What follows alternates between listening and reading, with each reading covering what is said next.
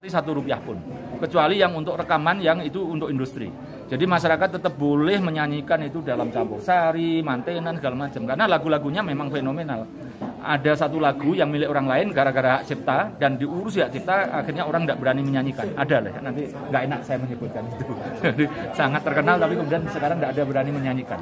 Nah, saya sudah melakukan perjanjian di depan notaris, ada itu perjanjiannya dan itu saya lampirkan sebagai skripsi saya. Jadi skripsi saya ini mudah-mudahan bernilai sebagai bentuk bahwa saya juga layak lulus S1 dan juga malah jadi agak lucu Boyamin biasanya hukum dan korupsi kok ini ngurusi budaya gitu ya, ada nilai tambah lah itu. Jadi itu saya pertanggungjawabkan saya untuk mengambil S1 ini dalam konteks seperti itu. Jadi kalau itulah perjalanan kuliah saya teman-teman sekalian, itu tadi saya kirimkan yang yang urut-urutannya gitu.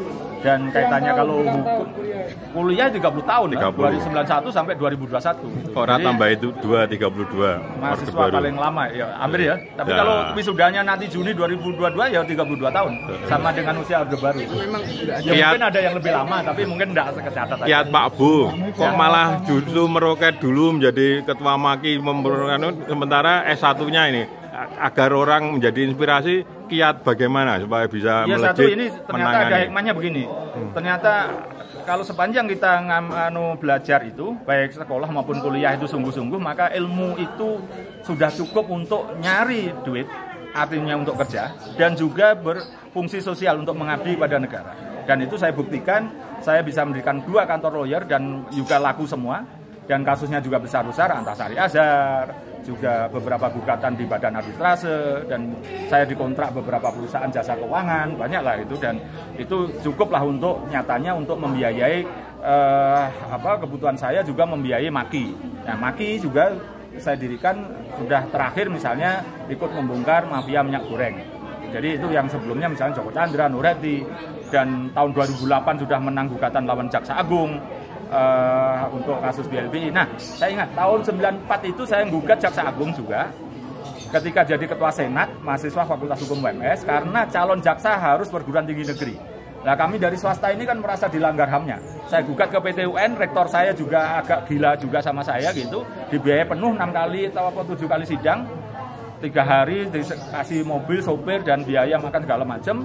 Dan akhirnya karena rame, akhirnya dipanggil DPR, Komnas HAM, Pak Barudin Lupa almarhum waktu itu datang ke Solo untuk memastikan itu, akhirnya dibatalkan calon jaksa perguruan tinggi negeri dibatalkan, maka semua sekarang boleh sampai sekarang. Mestinya jaksa-jaksa dari perguruan tinggi swasta sejak 95 sampai sekarang terima kasih sama saya itu.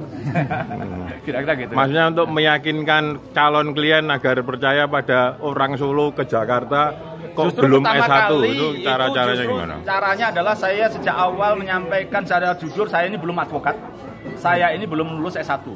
Justru rata-rata karena saya jujur sejak awal, rata-rata klien malah nggak ada yang kemudian yang perusahaan-perusahaan besar itu kabur, cabut, atau nggak jadi meminta saya jadi kuasa hukumnya karena saya misalnya belum lulus. Justru karena saya pertama kali saya mengatakan beberapa klien-klien saya itu, Pak, saya itu hanya pemilik kantor dan saya punya mengendalikan, saya sebagai manajer, ada tim partner dan saya belum lulus, jadi jangan berharap saya nanti yang sidang langsung.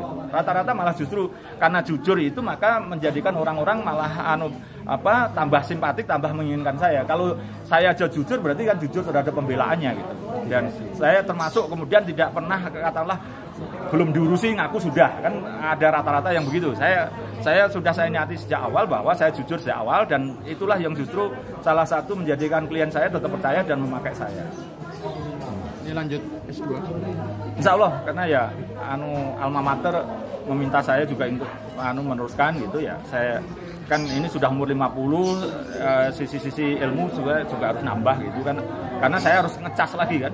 Jadi ilmu saya anggap mungkin sudah cukup kalau bicara berkelahi dengan siapapun berani, tapi kan perlu dicas dengan teori, dengan hal yang baru gitu. Jadi bahkan saya berkeinginan juga sampai S3 nantinya. Pernah berkelahi dalam arti diancam atau menghadapi kekerasan di kalau itu tidak usah diceritakan Mas Anjar. Loh. Ini untuk nanti kasihan untuk orang lain menjadikan sesuatu yang kalau diceritakan nanti malah menurunkan semangat. Itu ya dianggap biasa aja lah gitu kan. Ya kalau diculik pernah tapi tidak usah diceritakan lah. Oke, yang lain monggo. Ya.